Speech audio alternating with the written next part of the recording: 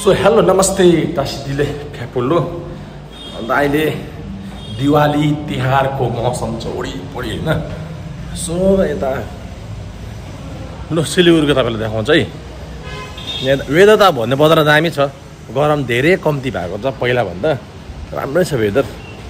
अनि यस्तो त्यहाँ हेर्नुहोस् न, हामी बसेकोदेखि तलपट्टि अब यो के भने दिवाली हो, तिहार हैन।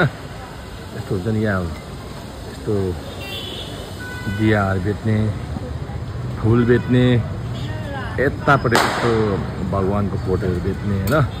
बेलुका यहाँ फ्रुट बेच्ने, यत्तिकै यहाँ चाहिँ बेलुका भन्दा राति अब राति चाहिँ यो एरिया छ नि, यो एरिया जति अहिले त एक दुईवटा छ दोकान हैन। यहाँ एउटा छ, दुईवटा तीनवटा रहेछ। भरे तपाईँको 7-8 बजीसम्म त यहाँ नि लस्कर दोकान लागेको हुन्छ। त्यो चाहिँ के भने तिहारको समयमा, यस्तो दिवालीको समयमा त्यो लाइट भयो, लाइटको सामानहरू भयो, अन्त फ्रुट्सहरू भयो हैन, खानेकुरा। हिजो चाहिँ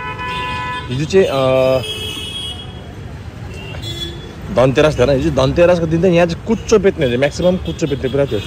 यता चाहिँ के रहेछ भने कुच्चो धेरै किन्दै रहेछ मान्छेहरूले, त्यसैले कुच्चोहरू अहिले यहाँ बेचिरहेको छ। यहाँ चाहिँ जसले कुच्चो बेचिरहेको थियो हो।